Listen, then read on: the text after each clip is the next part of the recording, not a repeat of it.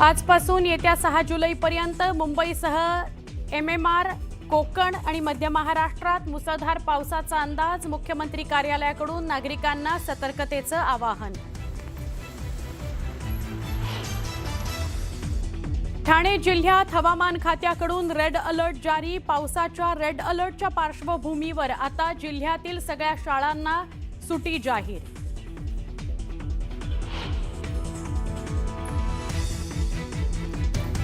दादरच्या मीनाताई ठाकरे फुलमार्केट परिसरामध्ये कोसळलं झाड. सुदैवानं कुठलीही जीवितहानी नाही.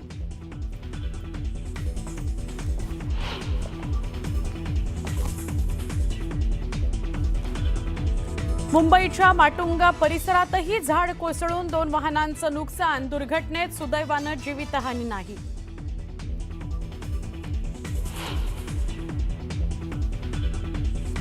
किशोरी पेडणेकरांनी माझ्या दालनाची रेकी केली. पेडणेकरांनी कर्मचाऱ्यांना दमदाटी करून कागदपत्र चाळली.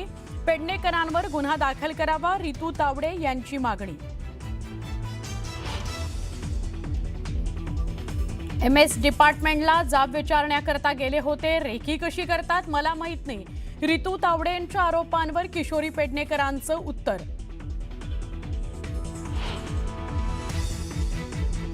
राम मंदिरातील दानचोरीच्या घटनेवरून ठाकरेंचा पक्ष सत्ताधाऱ्यांना घेरणार. दानचोरीबाबत जाब विचारण्याकरता 5 जुलैला ठाकरेंचा पक्ष करणार रामरक्षा आंदोलन.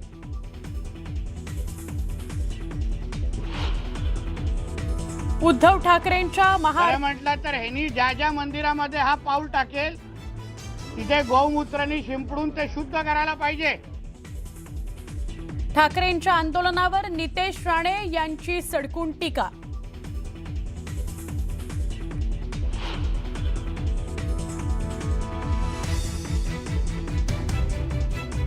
जामनेरच्या वाकोदमध्ये गरीब कुटुंबाला मारहाण करणारे मंत्री गिरीश महाजनांचे कार्यकर्ते असल्याचा शिंदेंच्या शिवसेनेचा आरोप.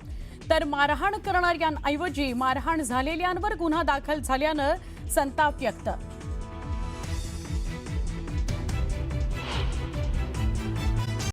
सरकार तुमचंच आहे, पण कारवाई होताना दिसत नाही. एखाद्या गुन्ह्यात जेव्हा 5 पेक्षा किंवा 5 लोक सहभागी असतात तेव्हा तो चोरी नसते, तो दरोडा असतो. इथे 5 पेक्षा जास्त लोक आहेत, त्याच्यामुळे राम मंदिरावर दरोडा पडला. आणि हे एखाद दुसऱ्या माणसाचं काम नाही. कारवाई संपूर्ण जो राम मंदिरचा ट्रस्ट आहे त्यांच्यावर व्हायला पाहिजे. ते कर्तव्यास मुकलेले आहेत, ते कर्तव्यात चुकलेले आहेत. शिवसेनेनं आंदोलनाची घोषणा केल्यावर काल शिवसेना पक्षप्रमुख उद्धव ठाकरे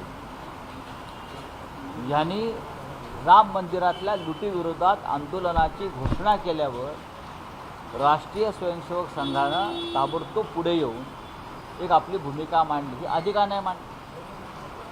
कारण त्यांना माहीत आहे हे आंदोलन महाराष्ट्रात जर ठिणगी पडली तर ते त्याचा बनवा पेटल्याशिवाय राहणार नाही. मुळात राम मंदिर ट्रस्ट बरखास्त व्हायला पाहिजे पूर्णपणे, आणि त्याच्यामध्ये एकपक्षीय ट्रस्ट नको. हा भाजपचा ट्रस्ट झालेला आहे, त्याच्यामध्ये इतर कोणी नाही आहे. सगळे चोर एकत्र आणलेले आहेत. राष्ट्रीय स्वयंसेवक संघानं भाजपच्या बाजूने बोलू नये, त्यानं राम भक्तांच्या बाजूने बोलावं. दुर्दैवानं ते भारतीय जनता पक्षाची कातडी वाचवण्यासाठी स्वतःची ढाल देत आहेत. शिवसेनेचं आंदोलन उद्या आहे, उद्या सुरू होत आहे.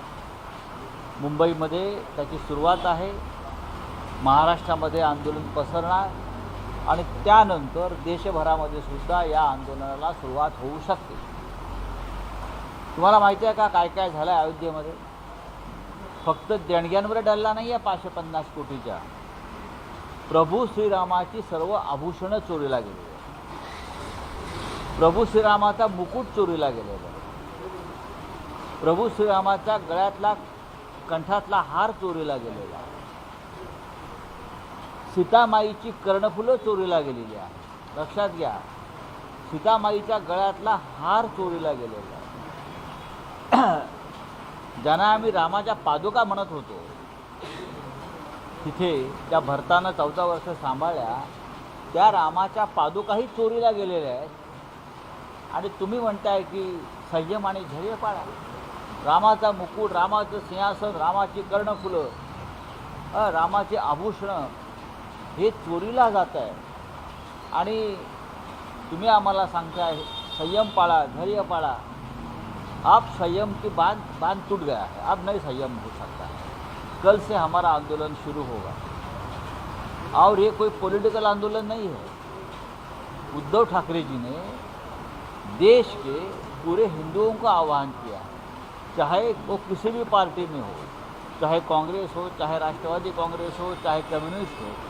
जिनको लगता है कि राम हमारा है, राम से हमारा कोई रिश्ता है, वो सभी ने इस आंदोलन में सहभागी होना चाहिए. मुझे लगता है कांग्रेस पार्टी ने उत्तर प्रदेश में आंदोलन शुरू किया है, आम आदमी पार्टी ने भी शुरू किया है. महाराष्ट्र में ये सब लोग आने वाले दिनों में एक बड़े मंच पर आ सकते हैं. या राम मंदिर दानपेटी अपहार प्रकरणी 2 घटना महत्त्वाच्या दिसत आहेत. यात बजरंग दलाचे नेते विनय कटियार असं म्हणता आहेत की पंतप्रधानांनी त्यांना मध्यरात्री फोन केला होता आणि या संपूर्ण प्रकरणाची ते त्यांच्याकडून बरोबर आहे माहिती त्यांचं. घेत होते. विनय नंबर 1 हां, आणि नंबर 2 की RSSचे प्रमुख मोहन भागवत यांना या प्रकरणी प्रतिक्रिया विचारली असता त्यांनी काही बोलण्यास नकार दिला. ते राम राम राम राम करत निघून गेले. विनय कटियार हे राम जन्मभूमी आंदोलनातले एक महत्त्वाचे त्या काळातले पुढारी होते. जेव्हा पहिली परसेवा झाली तेव्हा मी तिथे होतो. विनय कटियार आणि मी संपूर्ण अयोध्या तेव्हा पालथी घातली होती, तुम्हाला मी सांगतो. त्यानंतर माझं लिखाण त्याच्यावर प्रसिद्ध झालेलं आहे. विनय कटियार आणि त्यांचं बजरंग दल यांचा फार मोठा सहभाग त्यावेळेला होता. पण गेल्या काही काळापासून विनय कटियार यांना सुद्धा अयोध्येतून दूर जावं लागलं, कारण एका विशिष्ट टोळीनं अयोध्येचा ताबा घेतला.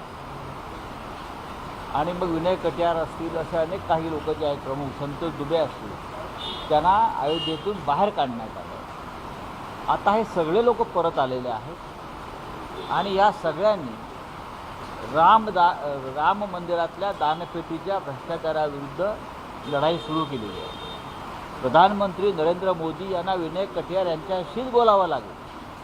आजही विनय कटियार यांचं अयोध्येमध्ये फार वजन आहे. आजही त्यांना मानणारा मोठा कार्यकर्ता तिकडे आहे आणि सच्चा माणूस आहे, हे पण तुम्हाला मी सांगतो. RSS पोलिसांनी जी प्रतिक्रिया दिली आहे, आज दोन्ही फक्त राम राम म्हणत नाही. बघा, सरसंघ चालकांनी त्यांच्या वतीनं त्यांचे प्रमुख नेते संघाचे दत्ता भोसबोले यांनी प्रतिक्रिया दिलेली आहे, ती पुरेशी आहे. पण मी असं पाहिलं की राम मंदिर ट्रस्टचे जे खजिनदार आहेत गोविंदगिरी, त्यांना याविषयी प्रश्न विचारला तेव्हा तेही हात जोडून पळून गेले. आपण लोकांना सामोरं का जात नाही या विषयावर? हजारो लाखो करोडो रामभक्तांची आस्था तुम्ही पायी तुडवलेली आहे, त्याची लूट झालेली आहे. आणि राम मंदिर ट्रस्टचे खजिनदार आणि ट्रस्टी हे भक्तांच्या प्रश्नांना उत्तर देण्याऐवजी पळून जात आहेत. याचा अर्थ दाल में कुछ काला है, फक्त काला नाही आहे, अख्खी दाल काली आहे. उद्धव ठाकरेंच्या सर्व हिंदूंना एकत्र येण्याचं आवाहन केलं उद्धव महाराष्ट्राच्या आंदोलनानिमित्त. तुमचं काही राज ठाकरेंची बोलणं झालंय का? बघा, हे काय आमंत्रण द्यायचा हा विषय नाही आहे. ही आम्ही एक सुरुवात करतो आहोत. ही एक सुरुवात आहे. हळूहळू हे लोण पसरत जाईल. कुणीतरी सुरुवात करायला पाहिजे. आता प्रत्येकजण आपल्या पद्धतीनं संघर्ष करतो आहे, आंदोलन करतो आहे, प्रश्न याविषयी चर्चा करतो आहोत. पण महाराष्ट्र, मुंबई इथूनच हिंदुत्वाची चळवळ सुरू झाली. हिंदू हृदय सम्राट बाळासाहेब ठाकरे यांच्याकडून राम मंदिराची लढाई. त्याच्यामुळे शिवसेना जी उद्धव बाळासाहेब ठाकरे यांच्या नेतृत्वाखाली काम करते आहे, आमच्या पक्षाचं कर्तव्य आहे, शिवसेनेचं कर्तव्य आहे की या विषयाला, या भ्रष्टाचाराला, या घोटाळ्याला, या राम मंदिर लुटीला मुंबईतून आपण तोंड फोडूया. रावसाहेब, मागच्या 2 निवडणुकीत भाजपनं तुमचा पक्ष कसं हिंदुत्ववादी सोडलेल्याचा प्रचार आणि प्रस्ताव एकदम तयार केला होता. आता तोच भाजप जो की ह्या सगळ्या प्रकरणात काहीच बोलताना त्यांच्या तोंडामध्ये आता बूस लागलेला आहे. त्यांची पण तोंडाची नालेसफाई करणं गरजेचं आहे हिंदुत्वाच्या बाबतीमध्ये. बघा, हे स्वतःला हिंदुत्ववादी समजतात ते भाजपमधले किंवा हे काय शिंदे गटातले लोक का बोलत नाही आहेत, का रस्त्यावर येत नाही आहेत, कोणी हिंदुत्व सोडलं आहे? कुठे आहेत एकनाथ शिंदे, कुठे आहेत देवेंद्र फडणवीस? ते म्हणतात ना आम्ही गेलो होतो तिकडे त्यावेळेला आंदोलन करायला. मग आता का आंदोलन करत? राम मंदिर लुटलं आहे, महमूद गजनवीने लुटलेलं नाही आहे, तर तुमच्या पक्षातल्या गजनवीने हे लुटलं.